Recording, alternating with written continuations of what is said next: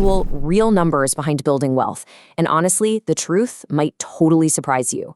If you've ever found yourself wondering where you really stand compared to everybody else, or you just feel a little lost on how to actually grow your money, you are in exactly the right place.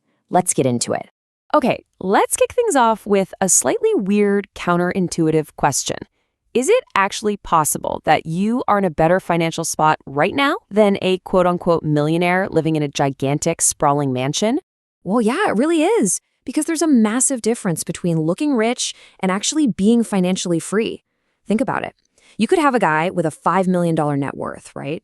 But if $4.5 million of that is locked up in a house he can barely afford to maintain, and he's grinding out 60-hour work weeks just to keep the lights on, well, that's what we call being house rich and cash poor. But then compare that to someone with a much lower total wealth, say $300,000. But it's all in income-producing assets. They're making enough passive income to completely cover their living expenses. That person, they are actually free.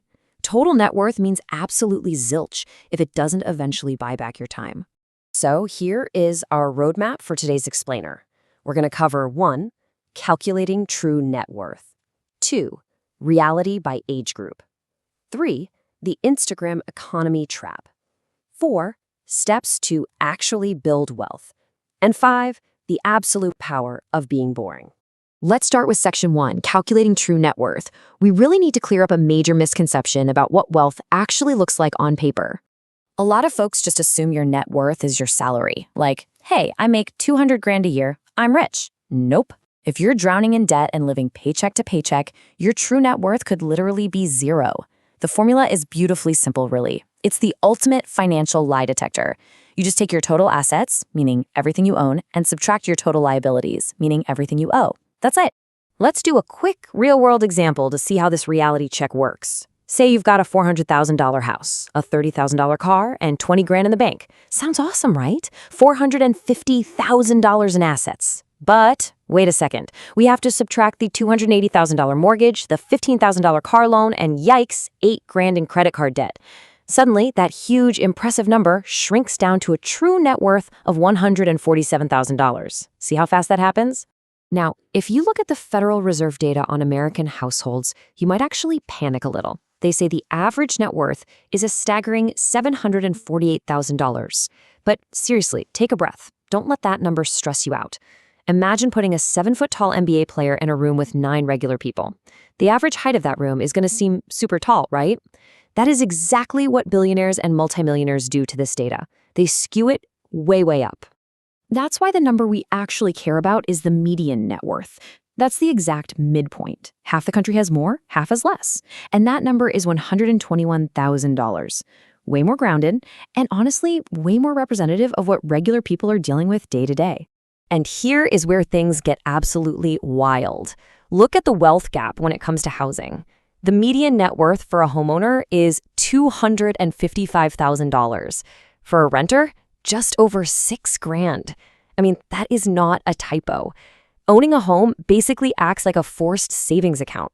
Every single time you pay that mortgage, you're building equity. When you rent, you're just paying down your landlord's mortgage without building any assets for yourself. Okay, moving right along to section 2, reality by age group. Let's see how these financial priorities actually shift as we get older. This timeline perfectly maps out the journey. In your 20s and early 30s, you're looking at a median of under $14,000. Makes sense, right? You're battling student loans and entry-level salaries. In your 30s and 40s, incomes go up, but so do the expenses. Kids, mortgages, you name it.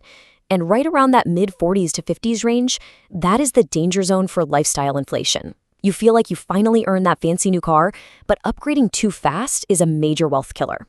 Now, fast forward to 75 and older, and the median actually starts to drop. And listen, that is perfectly okay. That's exactly what's supposed to happen. You're finally spending and enjoying the wealth you spent a lifetime building. All right, section 3, the Instagram economy trap. We really have to talk about why everyone feels so far behind these days despite making decent money. There is this huge, honestly toxic difference between spending all your money just to look successful versus living modestly and actually being wealthy. People will stretch their finances completely to the breaking point to finance a $60,000 truck or to post these perfectly curated resort vacation photos, all while their actual net worth is sitting at an anxiety-inducing $20,000. Meanwhile, the actual millionaire next door? They're probably driving a super reliable 10-year-old Honda and wearing basic clothes from Target, and I guarantee you, they are sleeping so much better at night. Which brings us to Section 4, Steps to Build Wealth. We've cleared out the noise and the social media pressure, so let's look at the exact playbook to beat those median numbers. These 4 steps are your ultimate roadmap. Step 1, tackle that high-interest debt immediately. Every dollar you owe is working against you. Step 2, redirect your cash into appreciating assets. Stop buying flashy, depreciating junk and start accumulating income-producing assets. Step 3, fiercely control your expenses against lifestyle inflation. And Step 4, create multiple income streams, whether that's freelancing or just generating passive income from your investments. I want to really dig into the math on that debt piece for a second because it is fascinating. If you pay off a credit card that's charging you 20% interest, you are guaranteeing yourself a 20% return on your money. Literally, no professional investor on Wall Street can consistently guarantee that kind of return. Trying to invest while you have massive high-interest debt is like trying to fill up a bucket that has a giant hole in the bottom. Now, fair warning, grinding out that first $100,000 in assets, it is brutal. It takes so much time. But because of compound interest, once you cross that threshold, your progress accelerates and gets progressively easier and easier.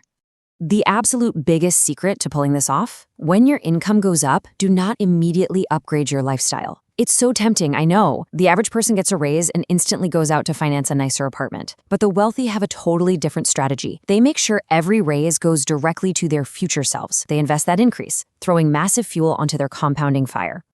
And that leads us perfectly to Section 5, the power of boring. This is the secret ingredient that makes the whole system work.